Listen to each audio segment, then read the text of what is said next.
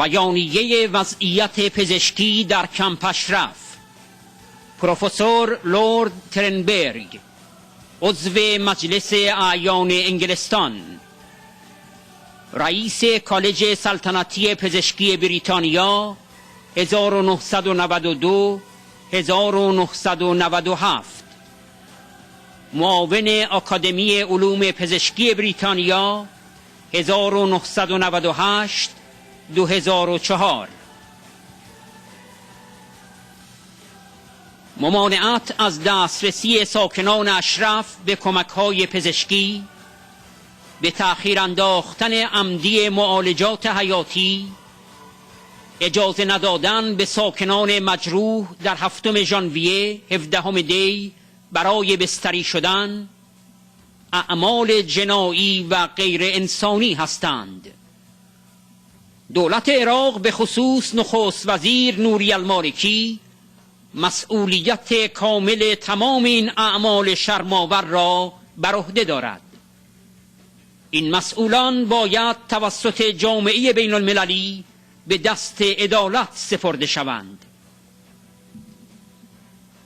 لورد ترنبرگ، مجلس اعیان، لندن، بیانیه وضعیت پزشکی در کمپ اشرف.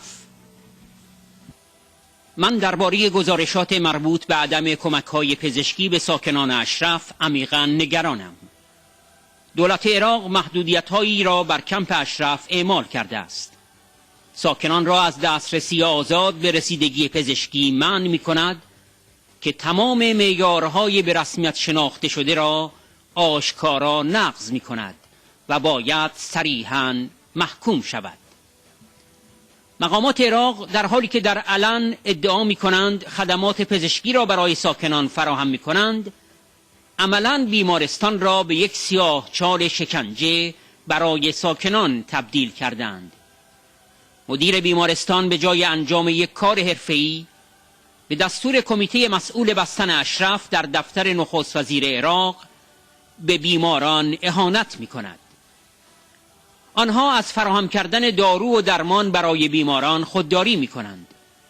حتی در زمانی که یک بیمار از درد رنج می‌برد، حاضر نیستند به او چه زن باشد یا مرد داروی ضروری را بدهند. ممانعت از دسترسی به کمک‌های پزشکی، به تأخیر انداختن عمدی معالجه به شدت مورد نیاز بیماران در حال مرگ، اجازه ندادن به بیماران اورژانس بر اساس ملاحظات سیاسی، چنانچه در مورد ساکنان زخمی و مجروح در 7 ژانویه صورت گرفت، اعمال جنایی و غیر انسانی هستند. بسیار روشن است که دولت عراق در این رابطه حقوق ساکنان اشرف را به طور سیستماتیک نقض کرده است. این محدودیت‌ها موجب افزایش درد و رنج جسمی و روحی ساکنان اشرف شده است. یک بیمار در نتیجه تأخیر مداوم در معالجه جانش را از دست داده است.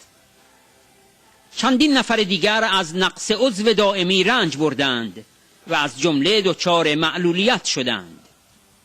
دولت عراق از دادن پاسخ به سوالات متعدد گزارشگران موضوعی سازمان ملل، از جمله گزارشگر ویژه در زمینه حق همگان در بهره بندی از بالاترین استاندارد ممکن سلامت جسمی و روحی خودداری کرده است که این نماینده ویژه از عدم هر گونه پاسخ دولت به نامه‌هایش ابراز تأسف کرده است. دولت عراق به خصوص نخست وزیر نوری المالکی مسئولیت کامل تمام این اعمال شرم‌آور را بر عهده دارد. این مسئولان باید توسط جامعه بین المللی به دست عدالت سپرده شوند.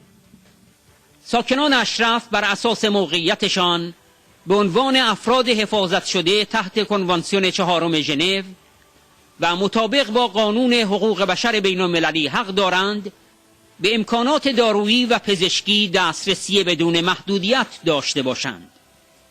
محدودیت‌های اعمال شده توسط دولت عراق تعهداتش را تحت پیمان بین المللی حقوق مدنی و سیاسی که عراق آن را امضا کرده نقض می کند.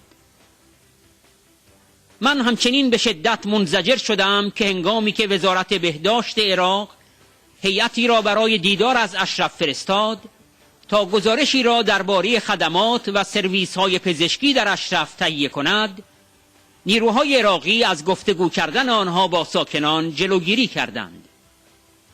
بسیار روشن است که هدف دولت عراق مخفی کردن یا سفید سازی این جنایات است. I'm able to tell you that Lord Turnberg, who is a former president of the Royal College of Physicians and a former vice president of the Academy of Medical Scientists, has today issued a statement concerning the denial of access to medical services at Camp Ashraf, and he says here that the denying free access to medical services, deliberately delaying much needed treatment of terminally ill patients, refusing to admit emergency patients on the basis of political consideration, as was the case with injured residents on the 7th of January this year, are criminal acts and inhumane. It is very clear that the Iraqi government is engaged in systematic violations of the rights of residents in this respect. At Ashraf itself, a hospital built by residents, but now being run by Iraqis, must be one of the few in the world which is devoted entirely to denying medical treatment to those in need. In other words, you don't admit the patients you think you can treat and try to heal. You deliberately deny them that medical assistance in breach of all the conventions and human rights law. On the 7th of January, and this is the third time this has happened, Iranian agents and uniformed Iraqi thugs hurled rocks and bottles at residents, injuring 176 of them. Any of you have seen the videos? All they've got are their hands. Men and women got the hands, and these thugs are swirling chains around and great thick planks of wood, throwing stones and bottles and all the rest of it. The hospital refused to treat any of the 176 for the cuts and damage to heads and limbs, and the camp's own hospital did what it could to help. Access to consultants for people with serious medical conditions is regularly denied. Patients are prevented from seeking medical assistance in Baghdad and elsewhere. On the 8th of February, the hospital director refused to allow medicine bought by patients into the camp. This is all part of the siege of Ashraf, and the Iraqis regularly deny entry for food, fuel and other necessities, as well as visits by the family of residents.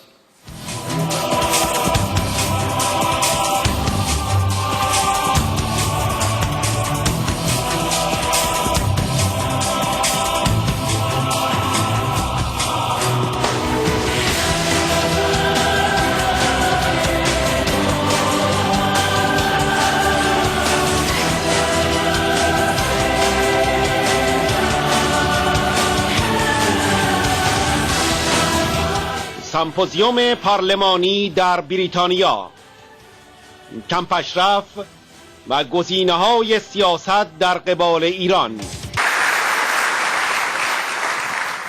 Short video which features Mrs. Mariam Rajavi, who is the President-elect of the National Council of Resistance of Iran. Mrs. Rajavi has literally devoted her life to the cause of helping the people of Iran to achieve the freedom and democracy which they want and are going to get. And in large measure, that will be because of Mrs. Rajavi. Mrs. Rajavi.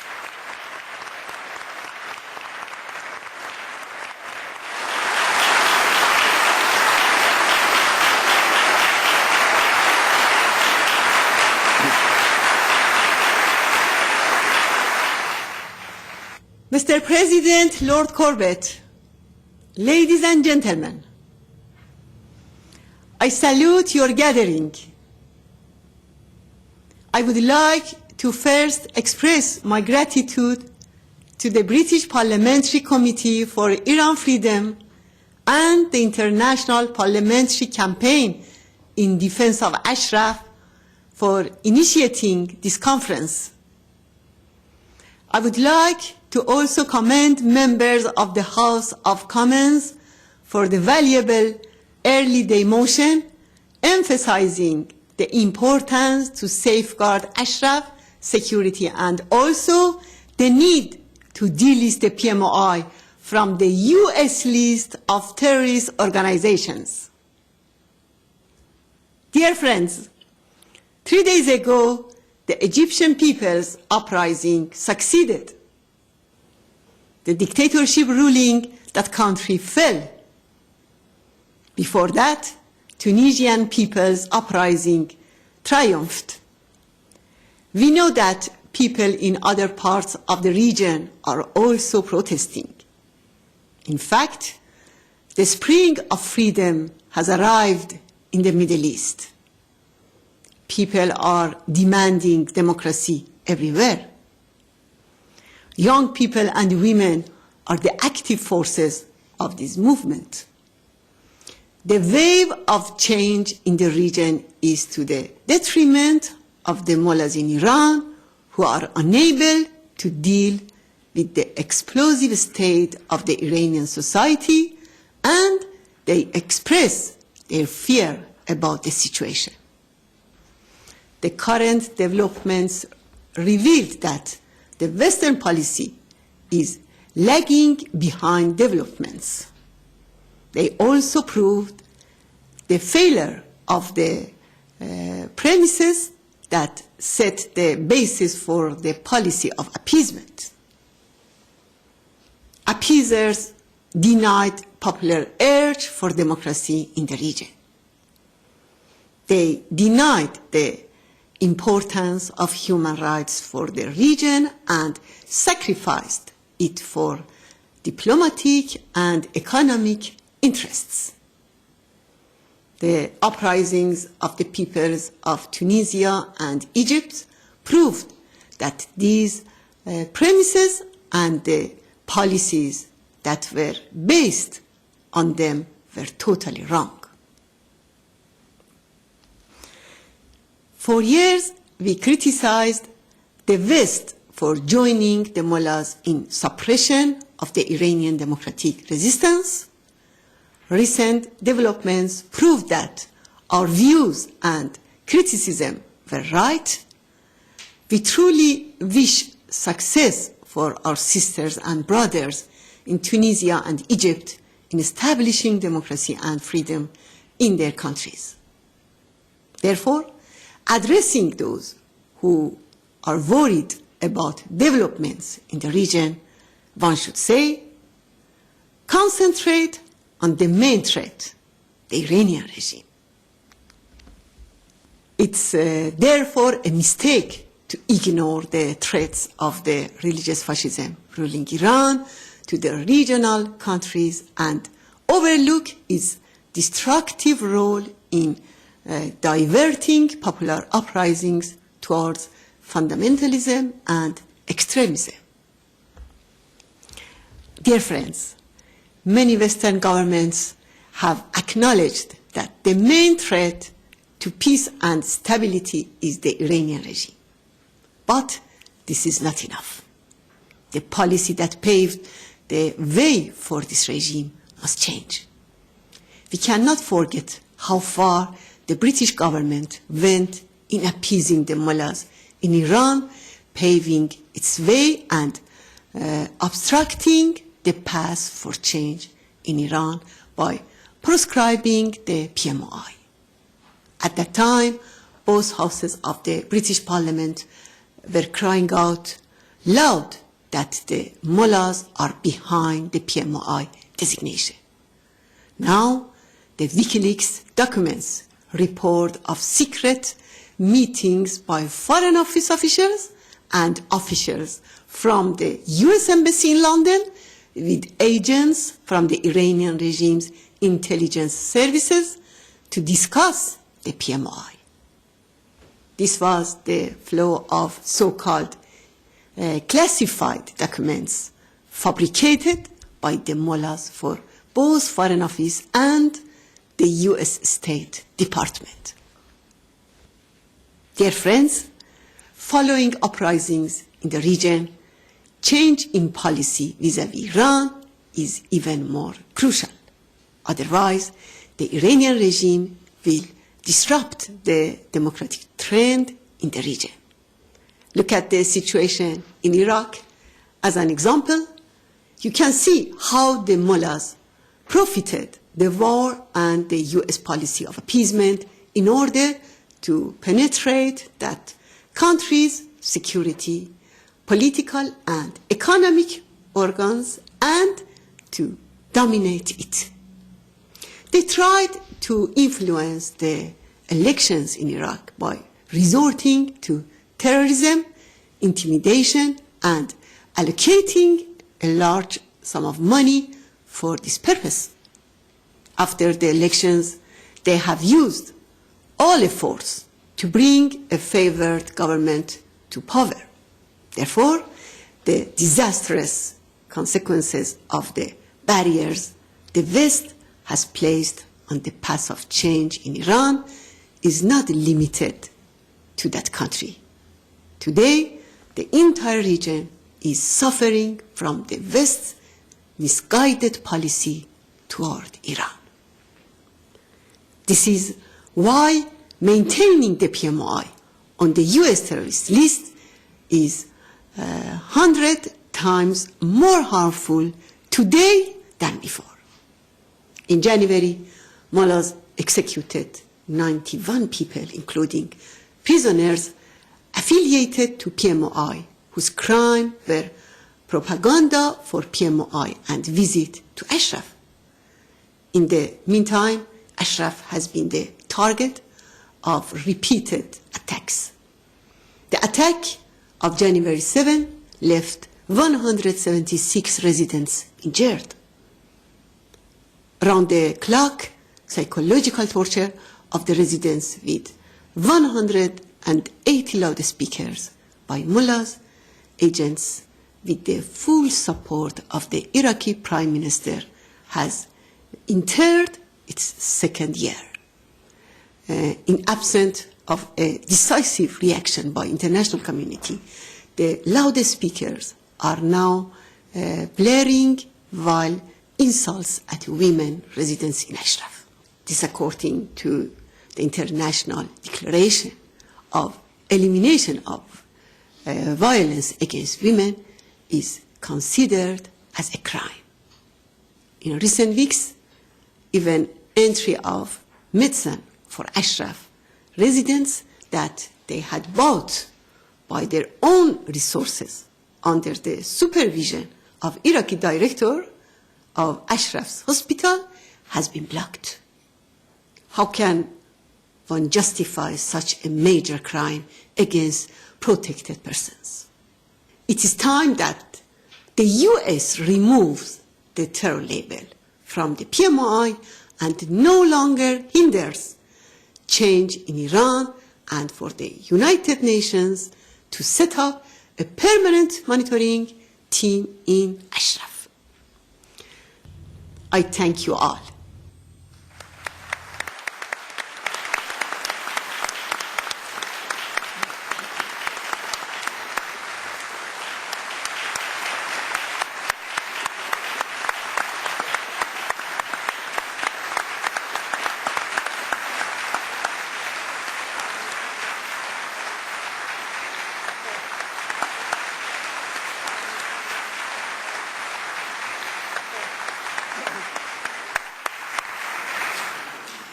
There speaks the strong voice of the Iranian resistance, and that's what makes the mullahs very wary about where they next put their foot. So with the Egyptian people on the one hand, and Mrs. Rajavi and her colleagues at Ashraf on the other, and our small voice, they haven't got a chance, have they? They've had it. First of all, I'd like to call on Lord Carlisle of Berriew, who, as I mentioned earlier, I think he was the government's independent reviewer of terrorism legislation from 2001 until just a few weeks ago. Alex.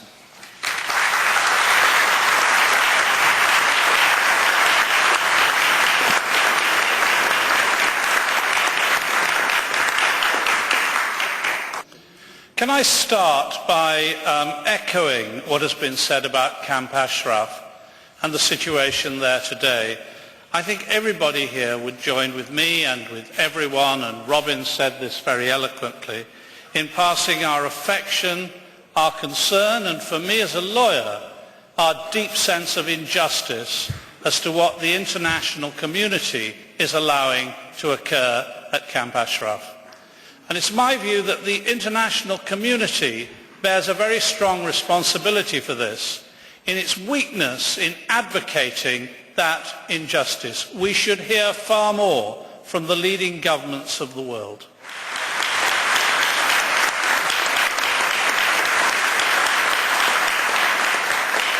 And all we are asking the United States government to do is what was eventually achieved here in the United Kingdom, albeit with attrition, and in Europe, which is to take the PMOI in the United States too into the family of recognized international institutions.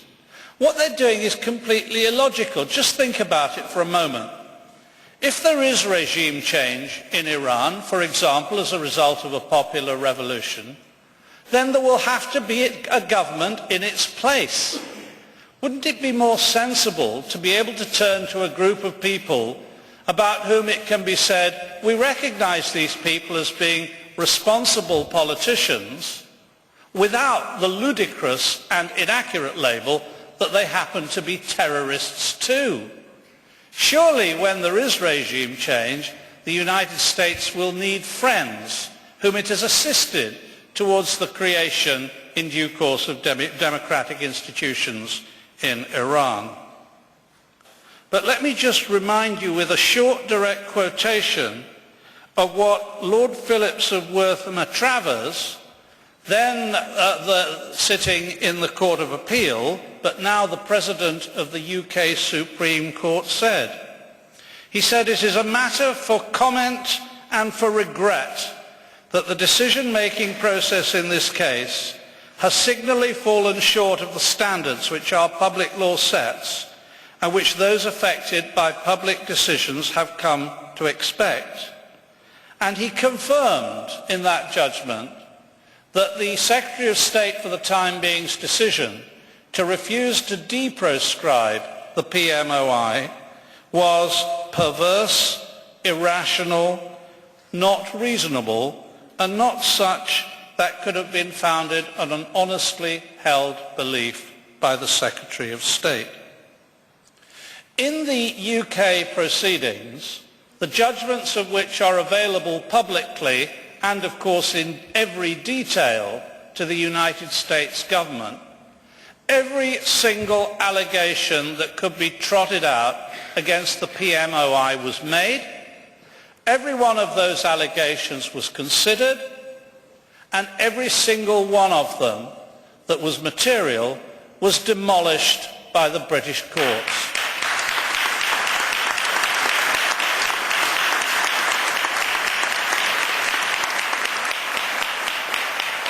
Whilst I was in the United States, I pressed the United States government lawyers to tell me of a single piece of evidence that they had, beyond wild allegations made by the regime that cannot be corroborated anyway, that was not rejected by the British courts in carefully reasoned judgments at two senior court levels.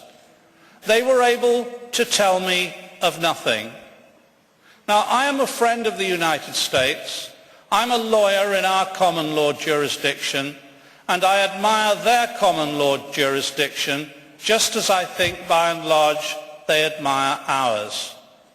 But I do expect the United States, and I have said this to lawyers direct over there, to apply the same rigorous standards of judicial review of executive action to their State Department as were applied in the United Kingdom to our government.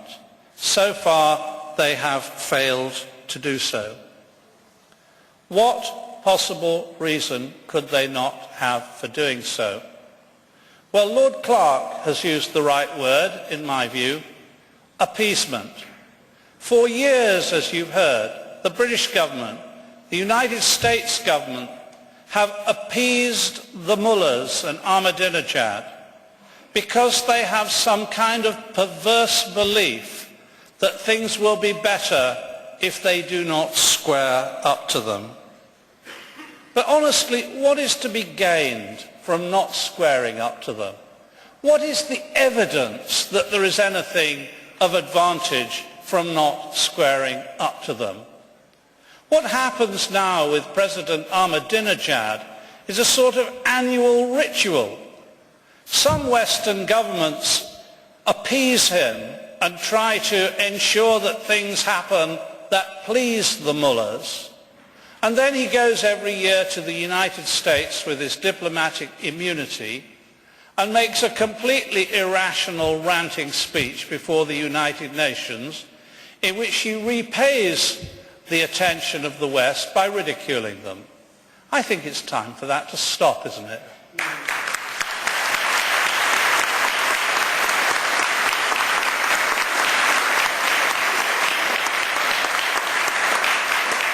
And I think the clearest way in which the United States government can signal that it's time to stop is applying their Bill of Rights, their constitution, in determining that the PMOI will now be a legal part of campaigning in the United States and free to make its case openly.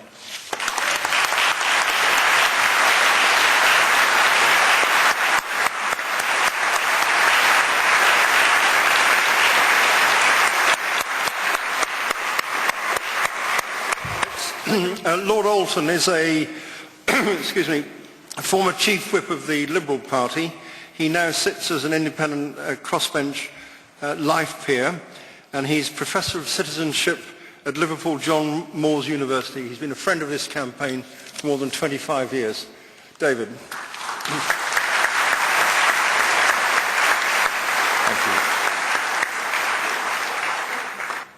Thank you, Robin. Friends, it is nearly 30 years since, as a young member of the House of Commons, I organised a meeting for the NCRI at a party conference. And I think it was one of the very first meetings that the NCRI had ever had at a political conference. And I was deeply impressed then by what they had to say about the nature of the regime in Iran and how they offered a democratic alternative. And as the years have gone by, I've never equivocated about my support for the NCRI, and indeed was one of the signatories to the court case that Alex Carlisle has just talked about. And I said at the time that it struck me as being the correct parallel to draw that if during the Second World War we'd tried to proscribe the French resistance, it would have been exactly the thing that we have done to the NCRI. Instead of standing alongside them, we have collaborated with the regime. And to echo what Tony Clark and Alex were saying before, we have indulged ourselves in appeasement. This is one of the great struggles for freedom. Many of us who are privileged to be here today, I suppose we almost take as our testament Nelson Mandela's great book, The Long March to Freedom. This has been a long march, a long walk to freedom. But we've lived through the fall of the Berlin Wall, as Robin said earlier on, and many of us would have wondered at the time if ever we'd see those things come to pass.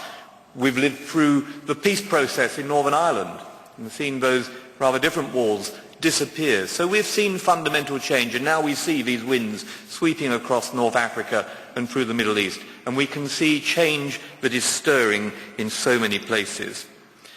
What I think this denotes is that when small stones move, landslides can happen. And that is what we are all part of. We are part of something that is bringing about a landslide of change, moving away from the kind of theocracy that allows women to be stoned to death, that permits public executions, that permits torture, that permits imprisonment of political dissenters and locks up people who come from religious minorities. I will always speak out for people to have the right to hold views with which I do not disagree or agree. It's irrelevant whether we agree or disagree. The right to free association, the right to free speech, the right to religious worship, the right to express political opinions, these are fundamental things which all of us must share with brothers and sisters elsewhere in the world, wherever they may be, and wherever we see those precepts being attacked. It is those things that the NCRI stands for. And how have we treated the NCRI? We've treated them first with the terror tag. We've treated them by accusing them of being a pernicious force out to undermine the precepts of our parliamentary democracies without a shred of evidence to back that up. And meanwhile, we have collaborated with the regime.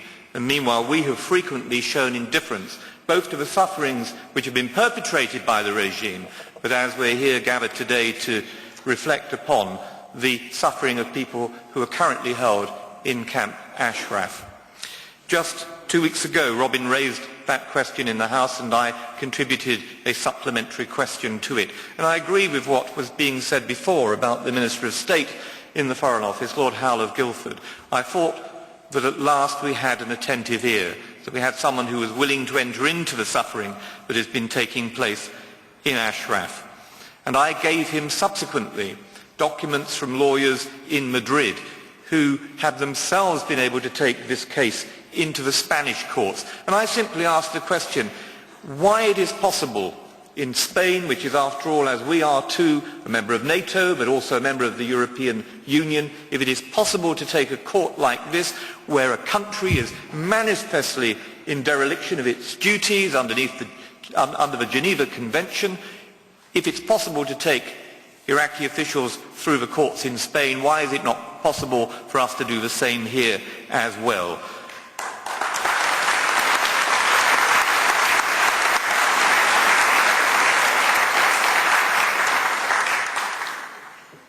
It is an undisputed fact that the current regime in Iran is not serious in negotiation. It has no intention of changing its behaviour, and indeed it's incapable of reform because it would lead to its collapse. After years of experience, and in particular the failure of the Istanbul talks, no one can deny this unless they are supporters of the regime in Iran. In my view, having known the National Council for Resistance over these last 30 years, I believe they're not only the driving force for democratic change in Iran, but given the current turmoil in the region and the Iranian regime's attempts to divert the course of people's movement for democracy to an authoritarian regime, we've seen the terrible repression of demonstrations in the country. The PMI is an antithesis to that fundamentalist regime in Iran. Having known the movement so long, I'm also fully aware of all the criticisms and the allegations which are raised against them. At times, we've all on this platform been bombarded by that kind of disinformation, the original source of which, of course, is the Iranian Ministry of Intelligence. However, the disturbing part for me has been that the Foreign Office would also rely in the past on the same information to justify the unjust positions that we have heard today in trying to discourage members of Parliament and peers from supporting the PMOI. One of the usual hearsays that is disseminated is that the PMOI doesn't have any support in Iran. Well, friends, I would say let's get rid of this regime and let the people of Iran decide for that. PMOI is asking no more than that.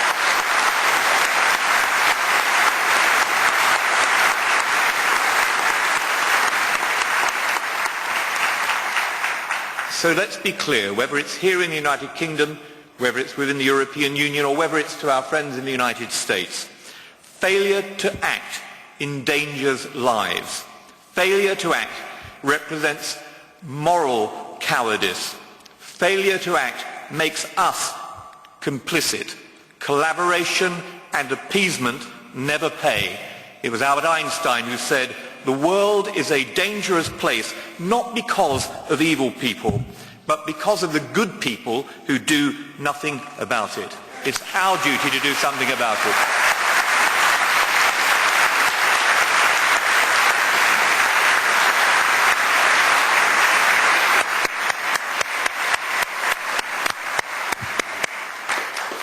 I can't tell you what a rare treat this is. The former Speaker of the House of Commons.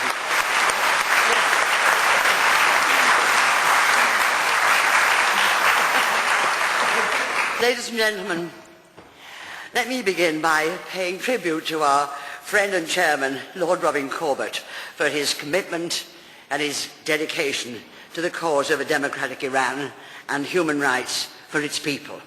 We are very fortunate, you know, to have Robin's leadership here in London and in Parliament, and I commend him.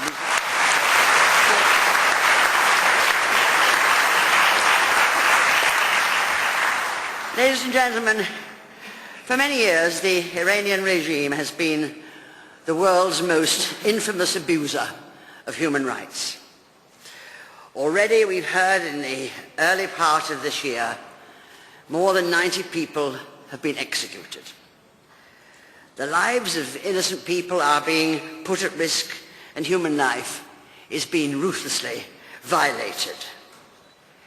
And when we analyse the individuals who were targeted, we find them to be those of the Iranian opposition movement and members and relatives of the PMOI based at Camp Ashraf. In the eyes of the regime, the crime of those executed and attacked is their determination to seek the basic freedoms of democracy, freedom of speech, and freedom of association. They are the simple demands of the Iranian people who in the last 18 months have protested in Iran's towns and cities, and these are the values that Camp Ashraf residents proclaim, and we stand with them in their demands.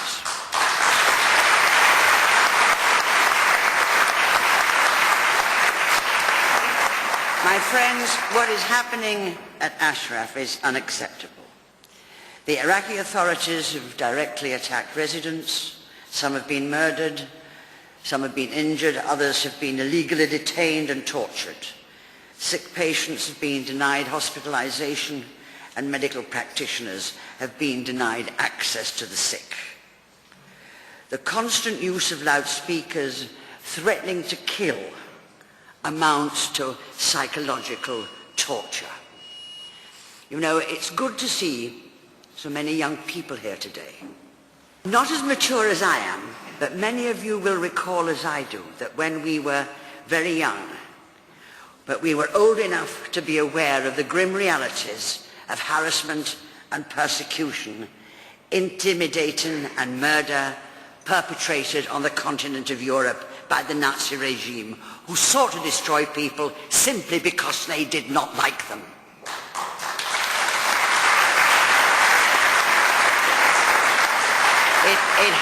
It has to stop.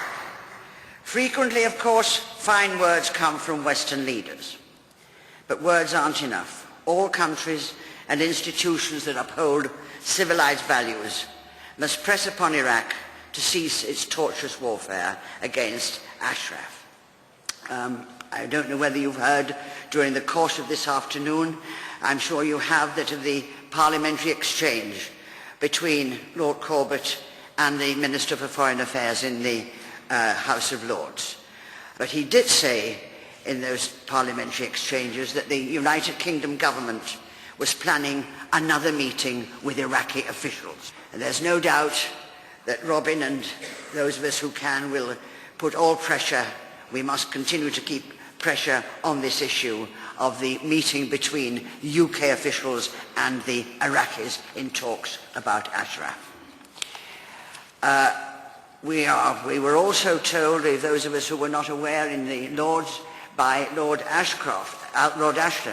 Alton, of that early next month, of course, the Spanish courts will have before them some of the officials of the Iraqi government, charging them with violations of human rights at Camp Ashraf.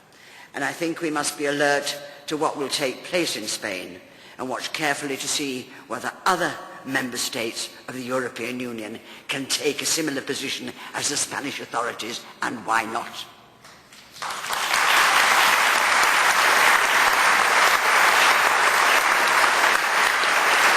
My friends, I came here today not only to see you, but to give a message to the people of Iran. And as we are nearing International Women's Day, I single out the female population inside and outside Camp Ashraf. I speak directly to them, and I say to them, I was born of a poor family and humble background. Of course, in my country, we didn't have the infamous regime to tackle as you have. But those like me were able to flourish because our forebears fought for a society where democracy, equality, the rule of law and freedom from fear became paramount. And we now rejoice in that.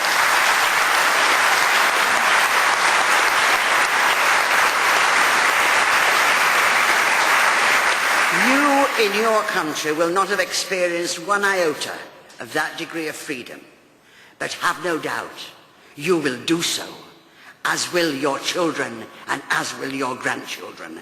Continue your courageous fight.